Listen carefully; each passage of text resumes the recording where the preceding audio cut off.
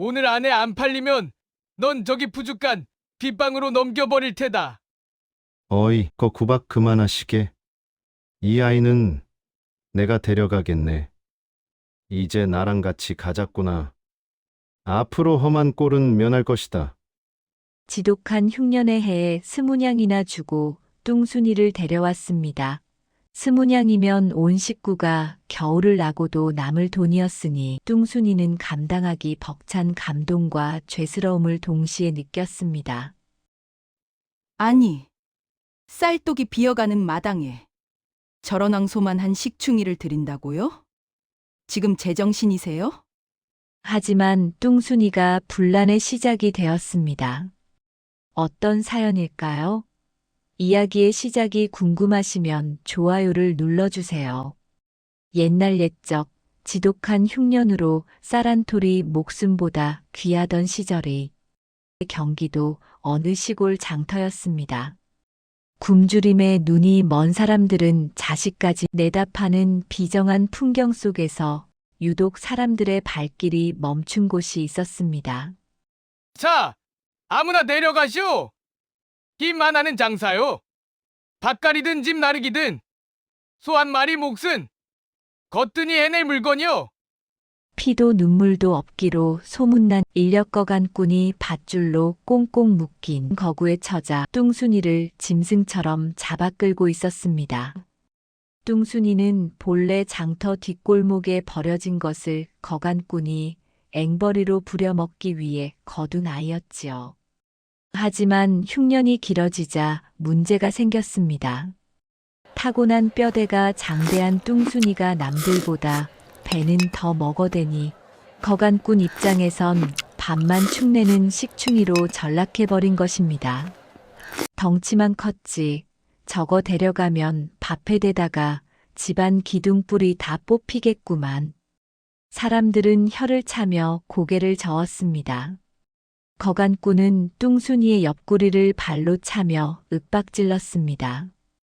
오늘 안에 안 팔리면 넌 저기 부둣간 빗방으로 보낼 것이야. 뚱순이는 찍 소리 한 번 못하고 바들바들 떨기만 했습니다.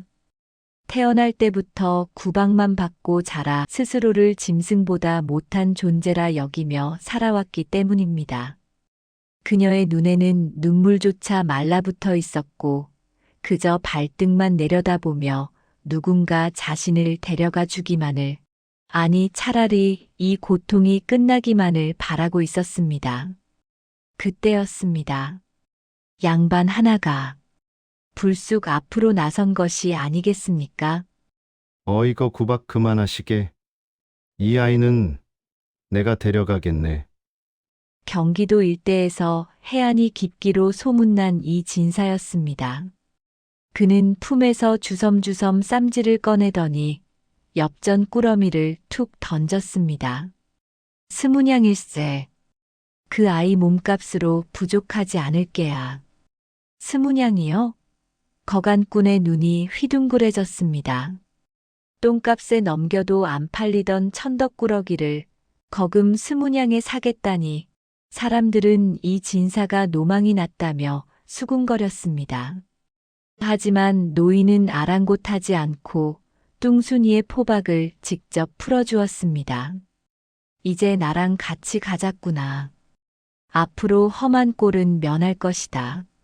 노인의 손길은 거칠었지만 뚱순이가 태어나 처음 느껴보는 온기였습니다. 진흙 속에 묻힌 옥석은 갈고 닦아야 빛이 나는 법.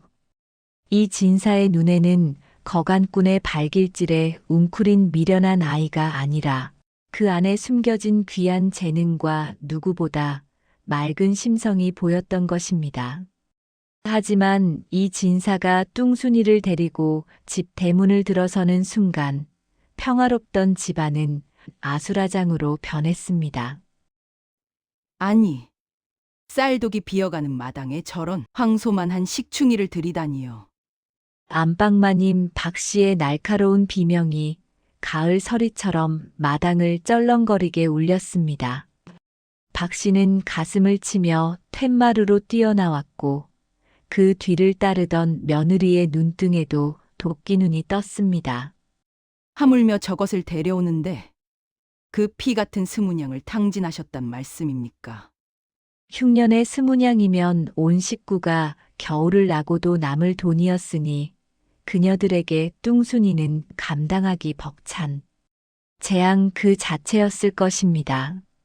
뚱순이는 죄인처럼 고개를 숙인 채 자신의 큰 덩치가 이 마당에서 사라져버렸으면 좋겠다고 생각하며 바들바들 떨고 있었습니다. 뚱순이의 삶은 그날부터 가시방석이었습니다. 이 진사의 불호령에 겨우 방 한 칸을 얻긴 했으나 거구의 몸으로 좁은 문턱을 넘을 때마다 며느리의 날카로운 목소리가 날아와 꽂혔습니다. 어머님, 저 미련한 곰탱이가 지나갈 때마다 문틀이 다 내려앉는 것 같습니다요.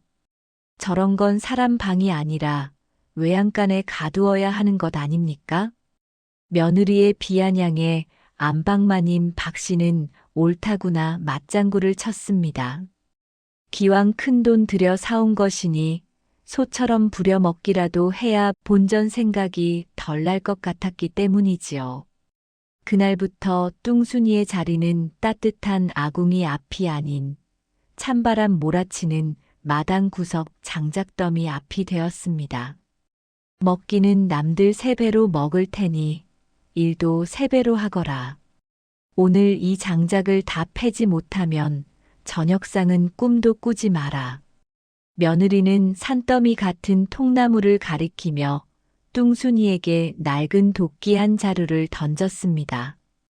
뚱순이는 묵묵히 도끼를 잡았습니다.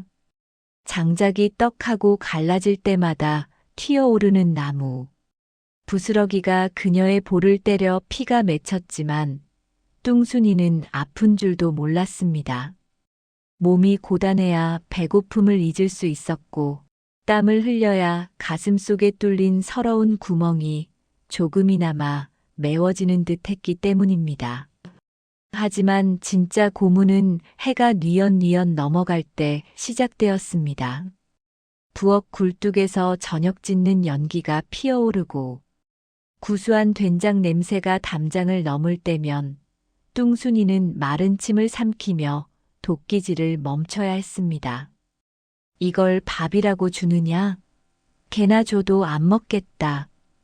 며느리는 일부러 뚱순이의 밥상에 식은 보리밥 한 덩이와 쉰짠지 몇 조각을 던지듯 내놓았습니다.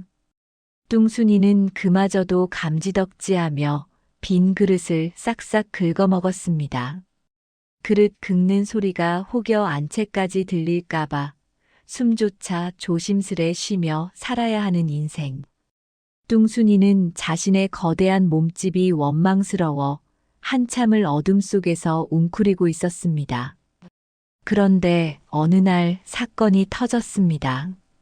시아버지 이 진사의 생신상을 준비하던 며느리가 그만 큰 실수를 저지른 것입니다. 집안 대대로 내려오는 귀한 항아리 속 시간장을 뚱순이가 장작을 옮기다 깨뜨렸다고 누명을 씌운 것이었죠.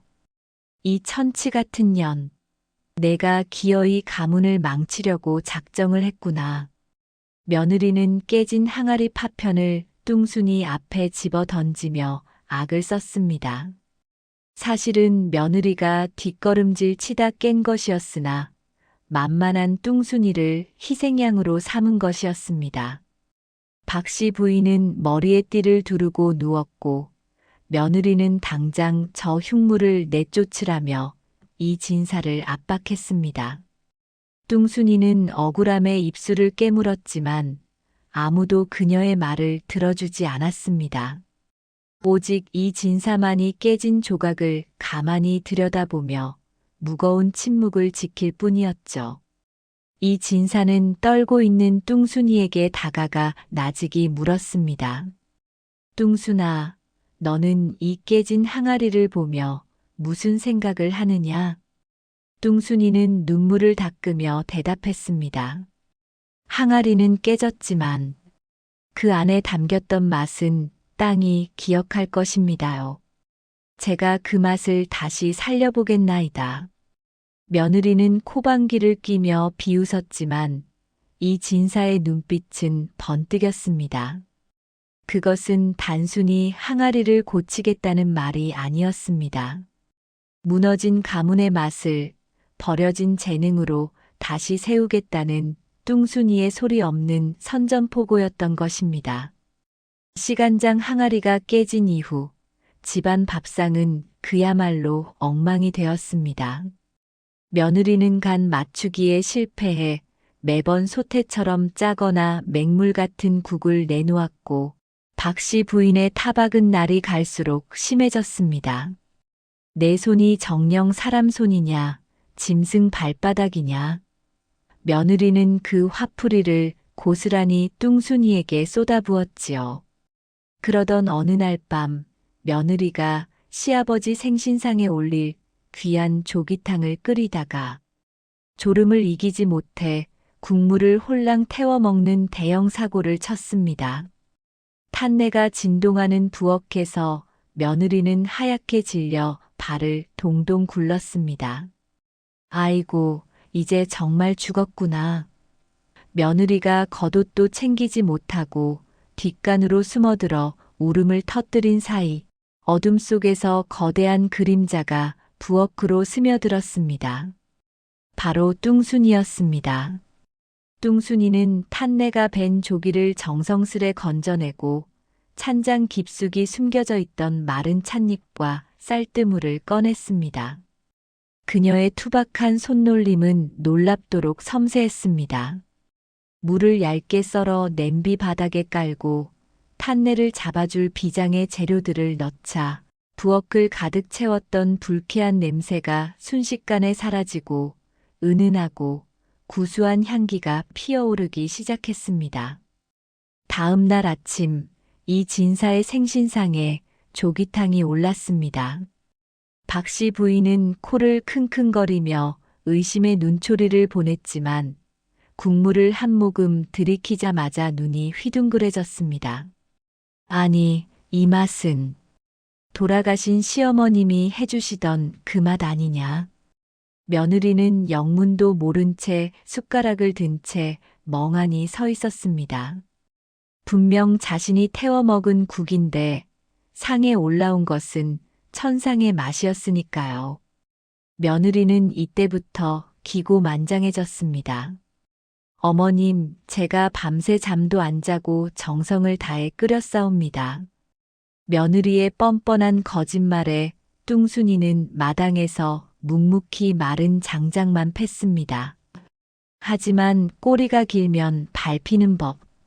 며느리는 갈수록 이상한 기운을 느꼈습니다.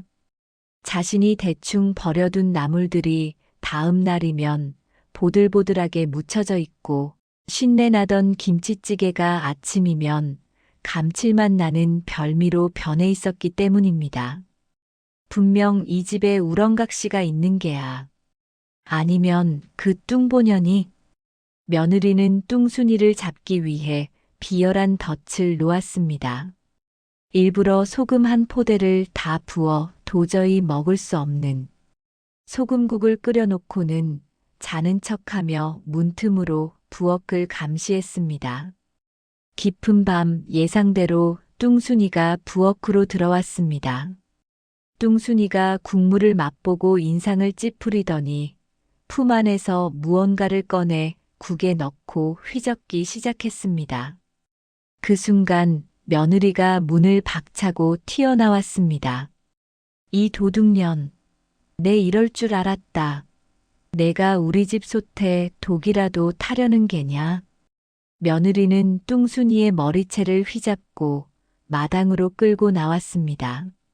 온 집안 식구들이 횃불을 들고 모여들었고 며느리는 기세등등하게 외쳤습니다. 어머님, 아버님, 이 뚱보년이 밤마다 몰래 부엌에 들어와 음식을 망치고 있었습니다. 이 국 좀 보셔요. 소금을 한 포대나 넣어 못 먹게 만들었습니다. 뚱순이는 바닥에 엎드려 바들바들 떨었습니다. 아닙니다요. 저는 그저 국이 너무 짜기에 감자를 넣어 맛을 보려 했을 뿐입니다. 며느리는 코방귀를 뀌며 국그릇을 이 진사 앞에 내밀었습니다. 아버님, 직접 맛을 보셔요. 인연이 얼마나 흉악한지. 이 진사는 말없이 국물을 한 숟가락 떠서 입에 넣었습니다. 순간 마당에는 정막이 흘렀습니다. 며느리는 승리의 미소를 지었지만 이 진사의 입가에는 묘한 경탄의 빛이 서렸습니다. 부인, 당신도 한번 맛을 보구려. 박씨 부인이 의심쩍게 국을 맛본 순간 그녀의 눈이 경악으로 커졌습니다. 소금 한 포대를 부었다던 국은 짜기는커녕 깊고 시원한 맛이 일품인 명품국으로 변해 있었던 것입니다. 마당에 모인 모든 이들이 얼어붙었습니다. 며느리는 자신의 눈을 믿을 수 없다는 듯 소리쳤습니다. 그럴 리가 없습니다.